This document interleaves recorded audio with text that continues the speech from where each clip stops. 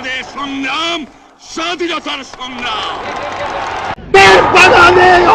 ধরো বাংলাদেশ স্বাধীন করো। আপনারা জোরে স্লোগান ধরেন, আমার দেশ তোমার দেশ, বাংলাদেশ বাংলাদেশ, আমার দেশ তোমার দেশ, বাংলাদেশ বাংলাদেশ, স্বাধীন করো স্বাধীন করো, বাংলাদেশ স্বাধীন করো।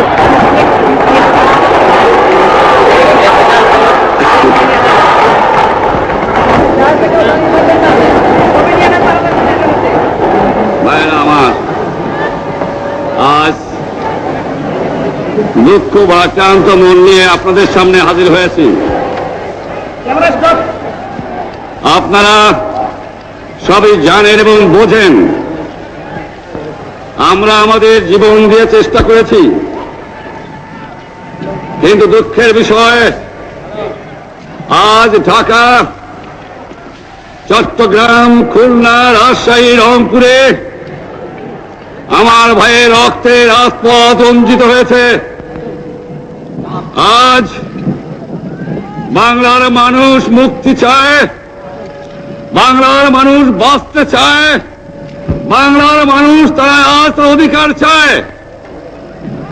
কিন্তু দুঃখের বিষয় আজ দুঃখের সঙ্গে বলতে হয় 23 বছরের করুণ ইতিহাস, বাংলার অত্যাচারের, বাংলার মানুষের রক্তের ইতিহাস, 23 বছরের ইতিহাস, মুমূর্ষ নরনারীর আত্মনাদের ইতিহাস, বাংলার ইতিহাস, এদেশের মানুষের রক্ত দিয়ে রাজপথ অঙ্কিত করার ইতিহাস।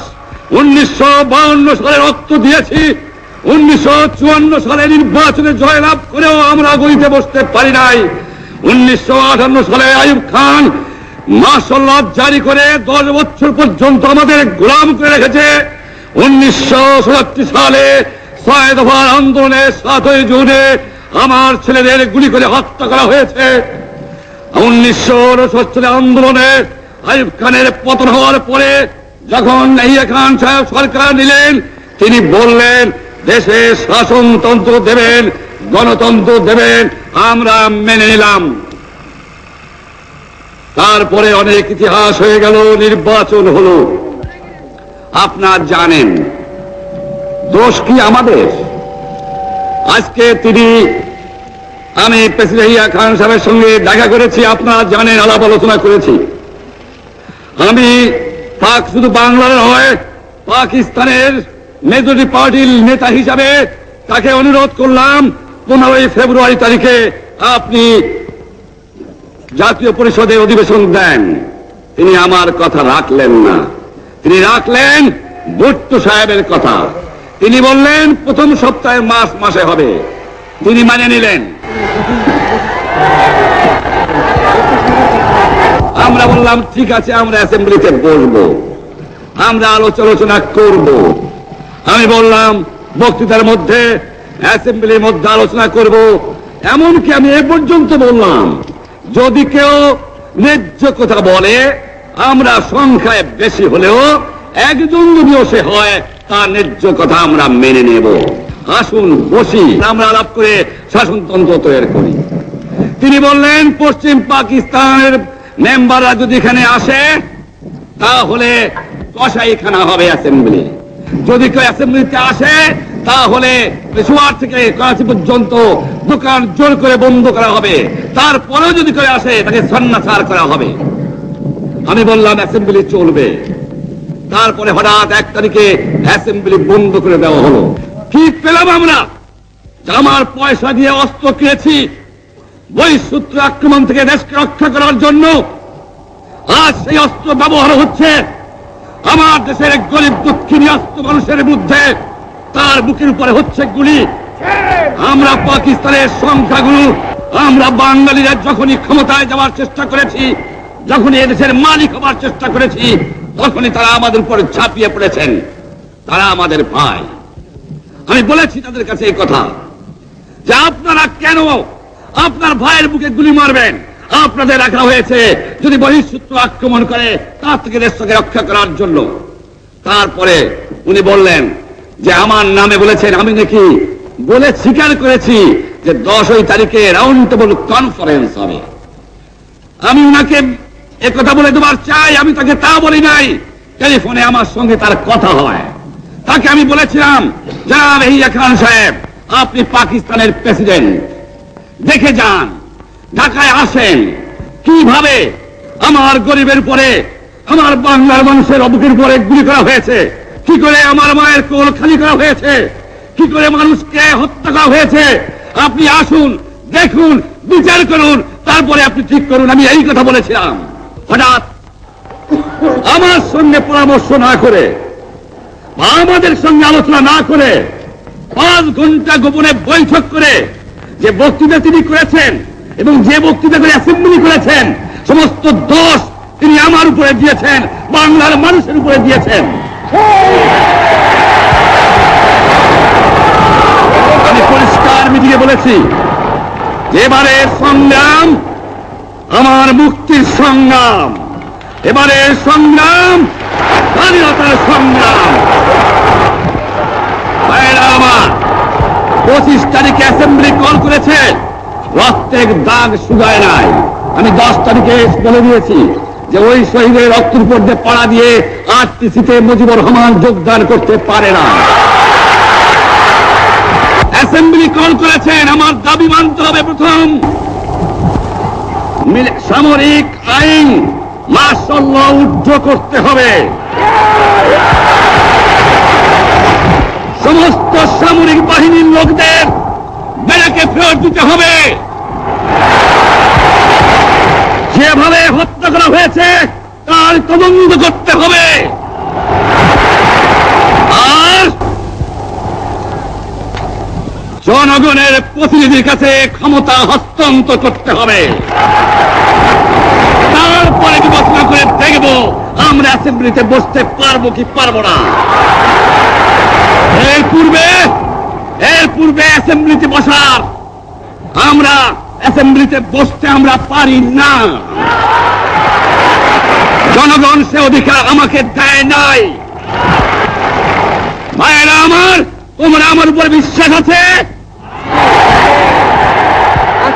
আমি প্রধানমন্ত্রিত্ব চাই না, আমরা দেশের মানুষের অধিকার চাই।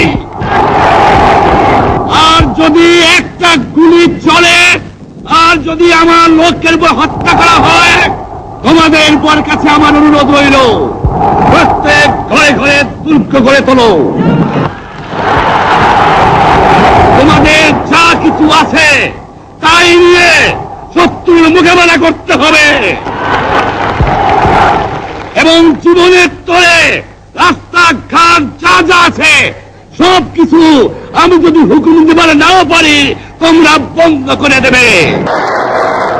আমি পরিষ্কার অক্ষরে বলে দেবার চাই যে আজ থেকে এই বাংলাদেশে কোর্ট কাছারি, আদালত, ফৌজদারি, শিক্ষা প্রতিষ্ঠান অনির্দিষ্টকালের জন্য বন্ধ থাকবে।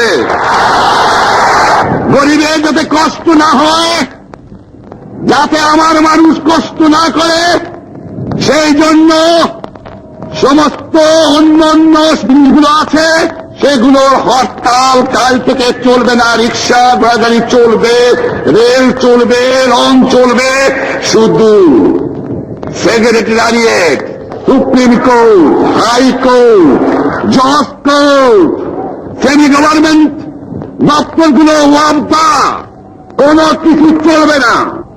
28 তারিখে কর্মচারীদের বেতন নিয়ে আসবেন।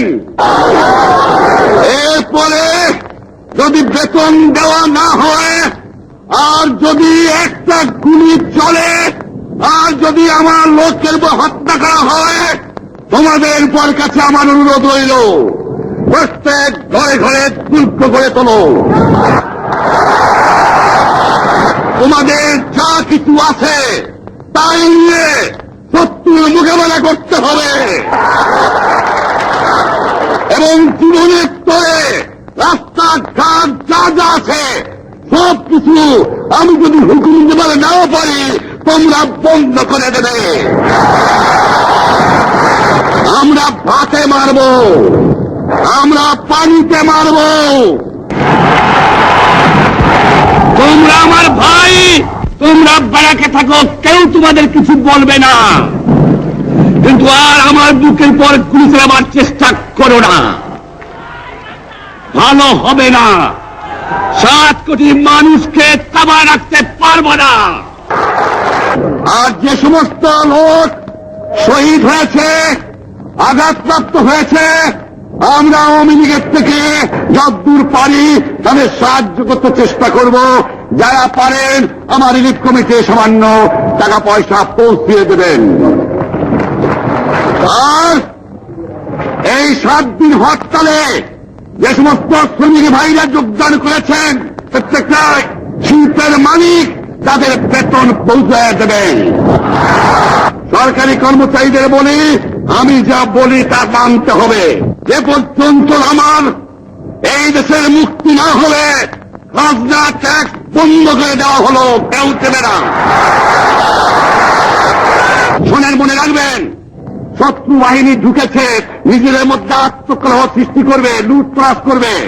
এই বাংলায় হিন্দু মুসলমান, বাঙালি নন বাঙালি যারা আছে তারা আমাদের ভাই, তাদের রক্ষার দায়িত্ব আপনাদের উপরে, আমাদের জন্য বদনাম না হয়। মনে রাখবেন, রেডিও টেলিভিশনের কর্মচারীরা যদি রেডিওতে আমাদের কথা না শুনে, তাহলে কোন বাঙালি রেডিও স্টেশনে যাবেন না। যদি টেলিভিশন আমাদের নিউজ না দেয়, কোন বাঙালি টেলিভিশনে যাবেন না। 2 ঘন্টা ব্যাংক খোলা থাকবে, যাতে মানুষ তাদের মায়নাপত্র নেবার পারে। কিন্তু পূর্ব বাংলার থেকে পশ্চিম পাকিস্তানে 1 পয়সা চালান হতে পারবে না। টেলিফোন টেলিগ্রাম আমাদের এই পূর্ব বাংলায় চলবে এবং বিদেশের সঙ্গে নিউজ পাঠালে আপনারা চালাবেন। কিন্তু যদি এই দেশের মানুষকে খতম করার চেষ্টা করা হয়, বাঙালিরা বুঝে শুনে কাজ করবেন। প্রত্যেক গ্রামে, প্রত্যেক মহল্লায় আওয়ামী লীগের নেতৃত্বে সংগ্রাম পরিষদ গড়ে তোলো এবং তোমাদের যা কিছু আছে তাই নিয়ে প্রস্তুত থাকো। মনে রাখবা, রক্ত যখন দিয়েছি, রক্ত আরো দেব। এই দেশের মানুষকে মুক্ত করে ছাড়বো ইনশাআল্লাহ। আপনারা আমাদের ভাই, আপনারা দেশকে একেবারে জাহান্নামে ধ্বংস করে দিয়েন না। জীবনে আর কোনদিন আপনাদের মুখ দেখা দেখি হবে না। যদিও আমরা শান্তিপূর্ণভাবে আমাদের ফয়সলা করতে পারি, তাহলে অন্তপক্ষে ভাই ভাই হিসেবে বাস করার সম্ভাবনা আছে। সেই জন্য আপনাদের অনুরোধ করছি, আমার এই দেশে আপনারা মিলিটারি শাসন চালাবার চেষ্টা আর করবেন না।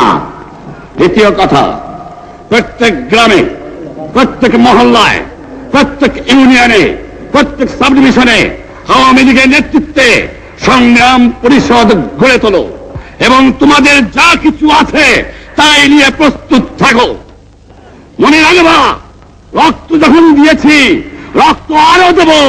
এদেশের মানুষকে মুক্ত করে ছাড়বো ইনশাআল্লাহ।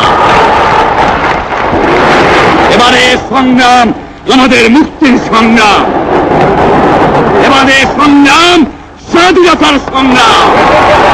জয় বাংলা। বাঙালি আত্মা